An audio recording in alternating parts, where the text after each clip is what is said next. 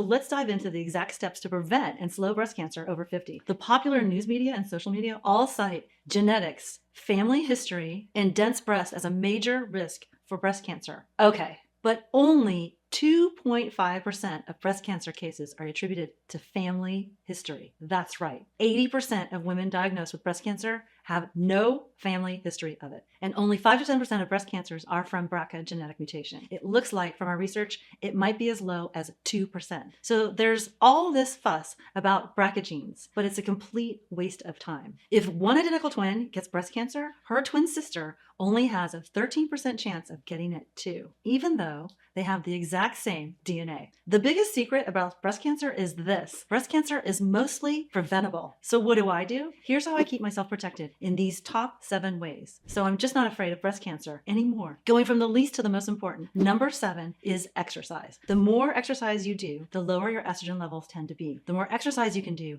the better. And if you have breast cancer, don't be afraid to work out. Any exercise is better than none. Next up, for an anti-cancer lifestyle, we have melatonin. When it's dark at night, your brain secretes the hormone melatonin to make you sleepy. As soon as it gets light, melatonin production shuts off, so you feel awake throughout the day. But melatonin doesn't just help you sleep. The hormone itself actually suppresses breast cancer growth. Blind women have half the odds of breast cancer compared to sighted women because they never get enough light exposure to fully shut off melatonin production. Another study found the darker your room is at night, the lower your risk of breast cancer. Thankfully, the solution is simple. Just make sure it's really dark in your room at night. I have a red nightlight because red light is the least destructive to melatonin production. But what if you were able to actually reverse cancer in your own body? Well, that's the full-time job of your immune system. Your immune system identifies and destroys abnormal cells, including cancer cells. Ironically, common breast cancer treatments suppress your immune system, including radiation, major surgery like mastectomy, and chemotherapy, just to name a few. To really boost your immune system, there are a few key things you can do. First, you should get a lot of exercise. Exercise really increases lymphatic flow, which is how your white blood cells travel around looking for cancer. Better lymphatic flow means your immune system can more quickly and easily dispose of cancer cells. Next, too much salt can be inflammatory to your immune system, so watch out for that. And finally, good sleep is critical for immune function. Everyone seems to agree on sleep, but when it comes to alcohol, tensions are high. There's one big lie the media is telling to women, and I believed it for most of my life. Red wine will protect me from breast cancer. Jill Cabernet wishes this was true,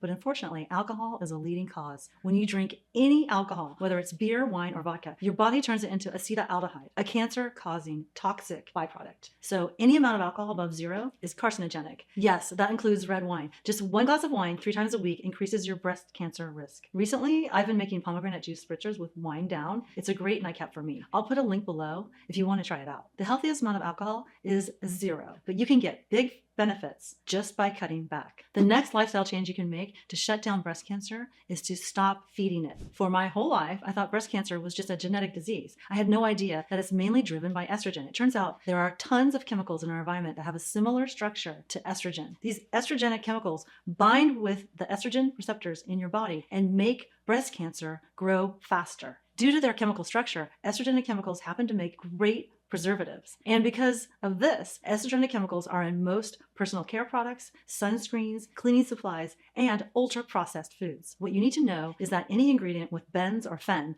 are estrogenic. The most well-known example is BPA, bisphenol A. Anything scented or with fragrance is also estrogenic. And watch out for aluminum in your deodorant because aluminum is a metalloestrogen. Women who use aluminum deodorant accelerate the onset of breast cancer as many as 20 years. Aluminum is also found in antacids, cookware, baking powder, and weirdly, processed cheese. My team and I have curated estrogen-free personal care products that I love. I'll put a link to that below. You can also find them yourself at the EWG website. Besides their use as a preservative, estrogenic chemicals are also in the municipal water supply. So I recommend at least getting a whole house carbon filter, plus a reverse osmosis filter in your kitchen. But there's one source of estrogen that's much more common and deadly than all those chemicals. It's a whole unprocessed food that everybody thinks is healthy. The worst food you can eat for breast cancer is milk. Milk comes straight from pregnant cows. Pregnant cows have a lot of estrogen. Estrogen is a main driver of breast cancer growth. It's really that simple. Women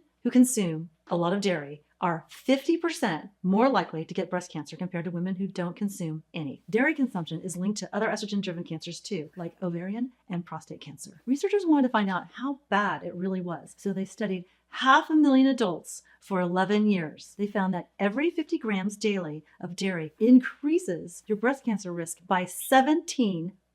In practical terms, that's only this much milk, this much cheddar, or this much yogurt. Dairy also increases IGF-1, another hormone that makes cancer grow faster. Before taking hormone therapy, which comes with a ton of side effects, see if you can make these changes to lower your estrogen levels. I already touched on this a little, but weight loss is extremely important for breast cancer. Every fat cell in your body is a hormone factory that pumps out estrogen 24/7. When you're at a healthy weight, this isn't a problem, but being overweight floods your system with too much estrogen, and breast cancer loves estrogen. If you don't want your breast cancer to have a party, you should maintain a healthy weight. Thankfully, losing weight will quickly lower your estrogen levels. You can find your healthy weight by using this simple formula. Losing weight seems like an obvious decision, but doctors mistakenly tell women not to lose weight when they have breast cancer. Rapid weight loss is common during final stages of life, so doctors associate weight loss with death from breast cancer. But this is completely false. Losing weight is the number 2 most important thing you do to stand up to breast cancer right after breakfast, lunch, and dinner. There are 2 extremely simple food rules you can follow for breast cancer. Rule number 1 is fiber, fiber, fiber. Breast cancer growth is largely driven by estrogen, and fiber is extremely good at pulling estrogen out of your body and dumping it out, literally. Fiber doesn't just clear out estrogen, it also binds with toxins like lead and mercury and even lowers your cholesterol. Fiber is especially good at estrogen-negative tumors, which are the hardest to treat. Premenopausal women eating lots of fiber have 85% lower odds of that type of cancer. If there was a pill that did that,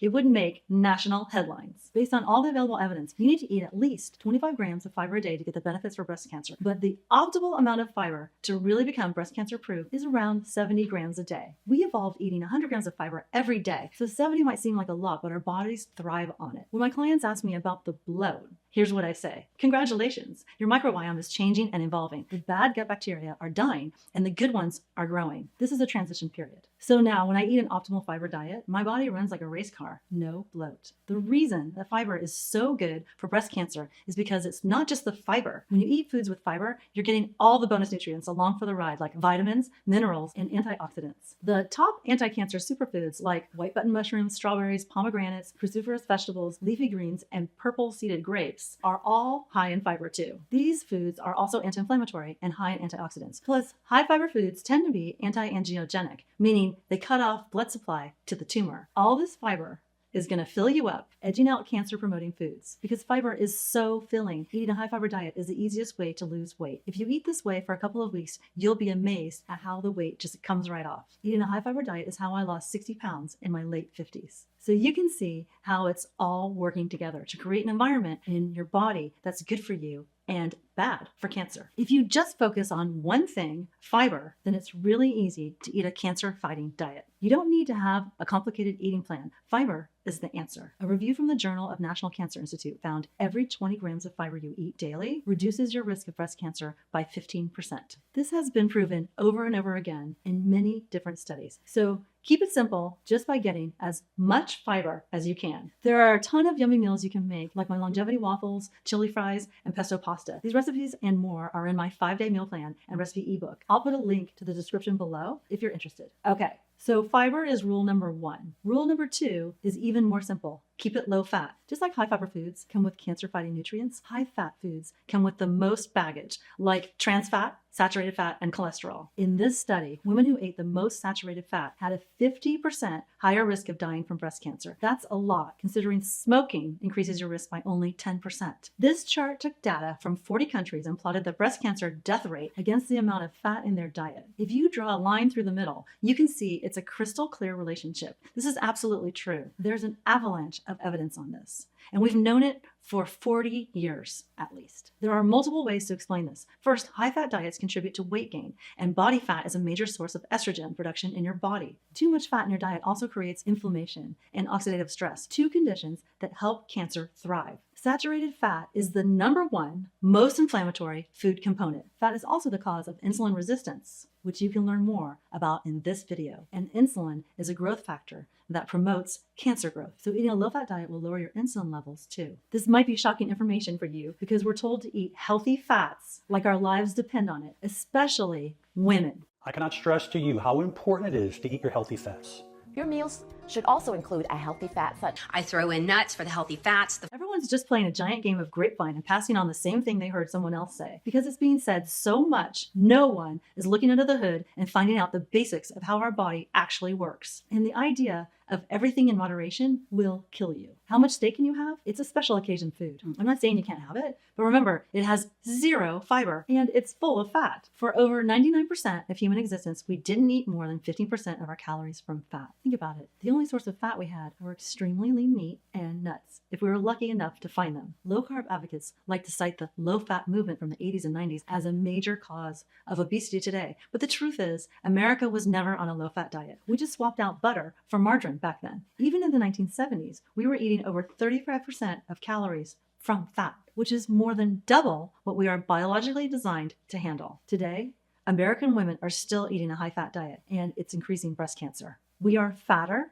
and sicker than ever before, and so was I. So it's really that simple. Just 2 rules. High fiber and low fat will make you breast cancer proof. If a food looks like this, it's a no-go. If it looks like this, have as much as you want. You might be wondering though about high-fat foods that also have fiber, like nuts, avocado, and coconut. Well, here's what the science says. It's hard to stop eating these foods, and they are full of saturated fat, even though the media calls them healthy fats. Avocado and mixed nuts are both 12% saturated fat, and coconuts are 78% saturated fat. A little seeds or avocado on your salad as a topping is not a big deal, but too much can cause weight gain, which is extremely bad for breast cancer. I consider these foods accent foods, only if you're already at your goal weight. So don't fall into this healthy fats trap like I did. It's just marketing to sell $50 bottles of olive oil. So now you know everything I would do if I had breast cancer. It's also everything I'm doing right now, and it's why I'm not afraid anymore. If you put all these diets and lifestyle changes together, you're going to have